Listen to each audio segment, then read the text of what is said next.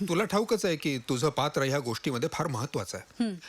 कलिका कितीही शेषमध्ये इंटरेस्टेड असली तरी सुद्धा शेष मानसीसाठी थांबलेला आहे. आणि सॉरी, समितचा फोन आहे.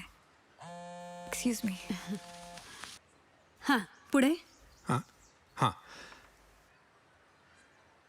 काय म्हणत होतो मी? शेष आणि मानसीसाठी थांबलाय. ह्या गोष्टीचा जर तू नीट विचार केलास ना तर तुझ्या असं लक्षात येईल की माझ्या लक्षात आलंय राम काय की मी चुकले.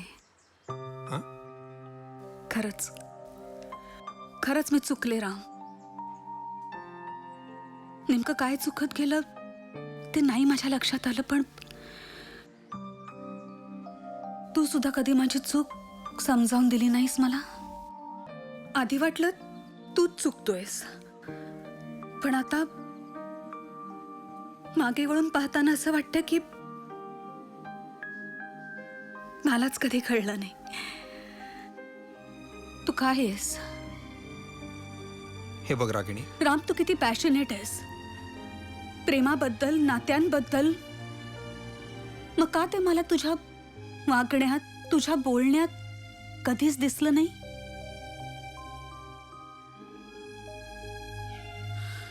माहित नाही.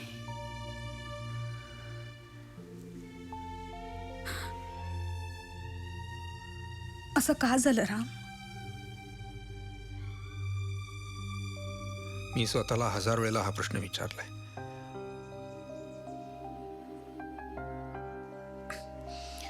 आपण पुढे जाऊया. मी तयार आहे. तू मला घेऊन चल. मी स्क्रिप्ट बद्दल बोलतो. मी आपल्याबद्दल बोलतेय. रागिणी, तू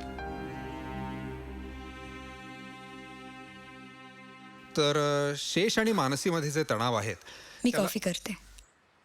हो, मला ब्लॅक टी. शो.